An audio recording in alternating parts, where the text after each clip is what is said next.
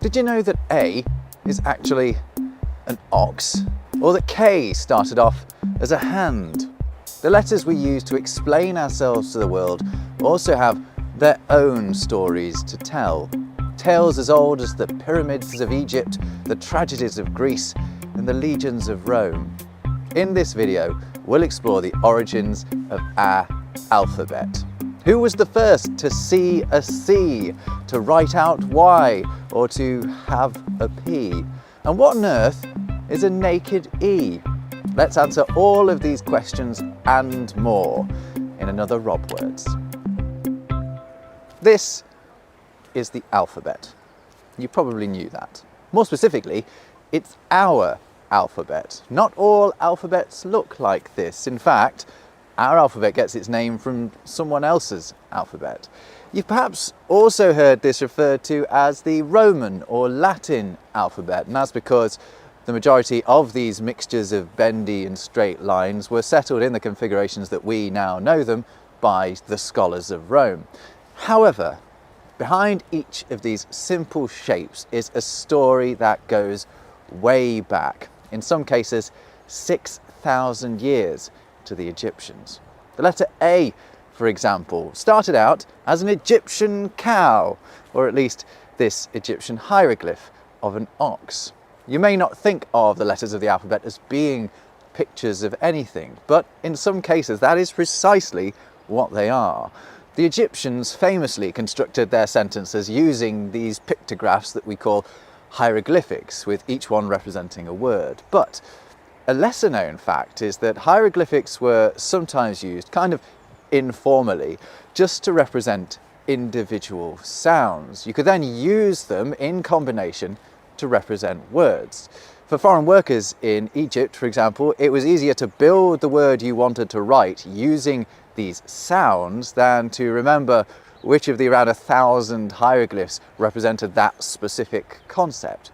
So, say you couldn't remember the hieroglyph for time, which for some reason was this picture of, I don't know, a button?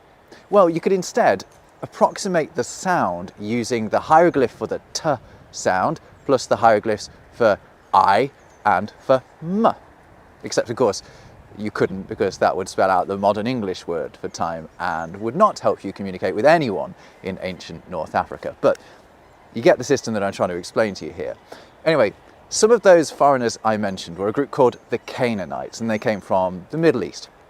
Now, they enjoyed this system of spelling out words so much that they wanted it for their own Semitic language, and they co-opted some of the Egyptian hieroglyphs for the job. So they chose this picture of an ox to represent the first sound at the start of their word for ox, which was Aleph, and they named the letter that too. They called it Aleph. Next, they took this Egyptian hieroglyph, which is supposed to be a representation of a sort of hut, and used it for the first sound in their word for house. Now, these two pictures became the first of 27 representing all of their consonant sounds. Can you see where this is going? The Phoenician civilization was the next to get hold of these letters. They tweaked them just a little bit and then handed them on to the Greeks, who changed their names to Alpha and Beta to better fit their way of speaking. And that is where alphabet comes from. Now, the Greeks gave them then to the Etruscans, who lived in modern-day Italy. They meddled a bit more with the shape and called them A and B to reflect their sounds instead. Then they gave them to the Romans. The Romans tidied them up a bit, and voila! And they haven't really changed since. A and B aren't the only members of our modern alphabet that can be traced back to Egyptian hieroglyphs. C started out as an Egyptian throwing stick. It got passed around and bent about and turned into what we have today. E, believe it or not, is thought to have originated from this Egyptian fella waving his hands around. He looks like he's yelling, "Hey!" And that's actually exactly the sound that he represented to the Canaanites and also to the Phoenicians as well. By the time the Greeks got him, though, he looked rather different for a start, and they also wanted him to do a different job, to represent their sound A. So they dropped the H at the start and named that letter Epsilon, which means naked E, because it had been stripped of its H. K is thought to have started out as a hieroglyph of a hand whose fingers simplified and spread, and M was some wavy water. I mean, it basically still is, isn't it? N is believed to have begun as a snake that lost its head but somehow kept its kink. O started life as an Egyptian I, believe it or not. I as in peeper, not as in the letter I. More on that one later. And finally, R has perhaps seen the biggest transformation. Can you guess what it started out life as? Well, if you said head, first of all, I'd love to know what's going on in yours. And second, you're right. If you look at how it changed between the different civilizations it passed through, you can see that every individual tweak seems reasonable until we do end up with something utterly different to what we started off with. So those are the ones that the clever folk who know a lot about this sort of thing believe came from the Egyptians. But many more of our letters can be traced back to that alphabet developed for the early Semitic language of the Canaanites. L, for example, is thought to have started out as this symbol that looks a bit like a fishing hook. It's actually meant to be something called an ox goad that's used to, not so gently, encourage cattle to get moving, basically as a primitive cattle prod. Anyway, as it passed through the hands of the Phoenicians, the Greeks, the Etruscans, and the Romans, it twizzled around and straightened out. So which letter do you suppose that this 4,000-year-old symbol turned into? Well, if you said W, you are absolutely wrong. This is actually thought to probably be where S started out. D is also suspected of having come from the early Semitic alphabet, although there's some dispute over which letter is the daddy of D. It either started life as a door, apparently that is a picture of a door, or as a fish. Either way, it has changed pretty radically over time. It actually took on two shapes for the Greeks. One was passed on to the Etruscans and became our letter D, and the other one became delta when the Greeks settled their own alphabet. Q is also thought to have possibly come from the early Semitic alphabet. It started off looking like, I don't know, an O on a pogo stick, and actually hasn't changed all that much over a few thousand years. What's surprising about Q, though, is that it survived at all. I mean, it doesn't do anything that a C or a K couldn't also do. One of the suspicions for why that is that to the Phoenicians, Q made a slightly different sound to K and C. Different enough for the letter to survive, but not different enough to convince the Etruscans and Romans that they needed that sound too. They instead deployed it for niche uses. So for the Romans, a C went before an A sound, K went before E and I, and Q went before, like it tends to for us now, a U. Now U has its own fascinating story to tell.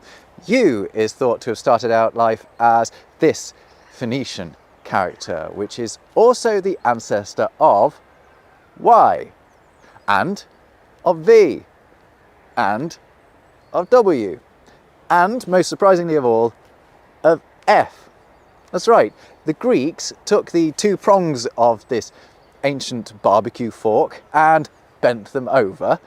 It's easy to see how the Phoenician character gave birth to Y, because it's barely changed. It's right towards actually the end of our alphabet, because it was a late addition for the Romans, who deliberately imported it from the Greek alphabet just in order to be able to spell out Greek words. Actually, that's why in some languages it's actually called a Greek I. In French it's Y, and why in other languages like German it's called by the Greek name Upsilon.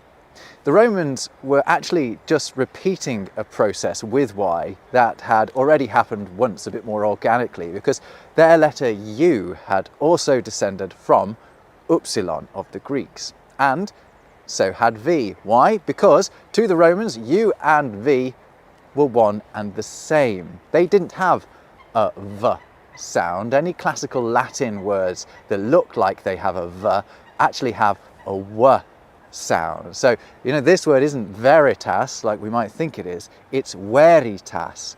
V got allocated the sound that it has now in English after the Normans invaded England. They assigned it for use to distinguish between Old English's two F sounds, which are represented actually in these words here. So these are the Old English words for wolf and wolves, and they're pronounced wolf and wolvas. Do you hear how the F is making a very different sound the second time round? And you can see that that is why we say wolf and wolves. It's also the explanation for why we say half and halves, for example. I actually go into that in my video about weird English plurals. Give it a watch after you've watched this one. Anyway, the final letter to have originated from that Phoenician barbecue fork is W. How? Well, the clue is in the name. W started life as just a double U, two U's next to each other, although they often looked like V's because, as I said, to the Romans, U and V were the same. It was actually Germanic languages that started using two U's to make the W sound, replacing their runic letter, Win, which I absolutely love, but you do have to say it looks a bit too much like a P. In English, we call that new letter W, but in other languages it is called double V, like in French it's W, even though they barely use it actually. Do the French just use combinations of other vowels to make that sound? Oui. See? Now, having just gotten over the ugly ambiguity of U and V in Latin, let's look at some more Roman double trouble. So, to the Romans, the letters I and J were also one and the same. They're both thought to date back to this rather more complicated character that probably made a Y sound in Semitic speech. The shape itself may have started out as a pictogram of a hand and a forearm, actually. Anyway, it was simplified significantly as it moved through the civilizations. Now, for the Romans, I served two purposes: as a consonant, making that Y sound, and also as a vowel, like it does for us. I mean, just look at how the Romans spelt Julius, like Julius Caesar. This was pronounced Julius, and the I at the start is performing a very different role to the one in the middle, as you can hear, Julius. J came into being later when scribes wanted to differentiate between these two usages. Eventually, the elongated version became standard for representing the consonant.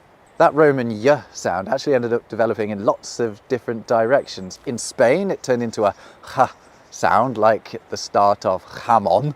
And in France, it became actually a J sound, like we use it now, although over the centuries it has softened to a J sound in French, like in joli or jambon. I don't know why I'm so into ham today. Anyway, we've covered most of the alphabet now, but there are a few stragglers, so let's blast through them. First, G. So when the Romans got hold of C, it was being used for both a K and a G sound. But this was clearly one ambiguity too many for the Romans, so they popped this little spur on there to show when it was meant to be said G. H started out as this Phoenician letter called het, which actually meant fence, and that is precisely what it looks like, isn't it? The Romans eventually dropped the top and bottom crossbars, making it a much less formidable obstacle, but giving us our letter H as we know it now. The Phoenicians were the first to have a P, so to speak. It started off as a vaguely bendy line that gained confidence over time. T has actually barely changed over 4,000 years. Its crossbar has simply migrated upwards. X started off as this funky Phoenician fellow. It actually took on two forms in the lands that now constitute Greece. Its form in the eastern parts went on to become Psi in the Greek alphabet as we know it, and the western form found its way to the Romans via the Etruscans and wound up in our alphabet. And lastly, in its rightful place is Z, or should that be Z? I'll answer that in a sec. The letter likely started out as this Phoenician character that looks like a capital I, but you can see how expediency or maybe just laziness turned it into a single stroke. The Romans actually didn't need Z for their own words, but they kept it in order to be able to write out Greek words. As for the ZZ question, well, they're both good. To the Romans and Greeks, the letter was called zeta, and when the Normans invaded England, they brought two names for that letter with them. They were ze and zet, both of which have survived, one on each side of the Atlantic, one of them being Z and the other being Z. And there we have it, an A to Z/Z of alphabetic origins. Now, I've only talked about the uppercase letters, you may have noticed, but the lowercase letters also have their own stories to tell. I mean, basically, it's just a case of the uppercase letters being written down and then turning all curvy and that. But if you do want to know more about that, I can highly recommend this really pretty book that I read while researching this. It's called A is for Ox. It's by Lynn Davis, and it's really great. If you have liked this video, do check out another one of my videos. I think the one that you're going to really like is my one about lost letters of the alphabet. It's basically about characters that we used to use that we don't use anymore. I think it's my favorite video that I've made. If not, maybe I'll see you over in one of my other videos. Until then, take care. Frolicking in the snow.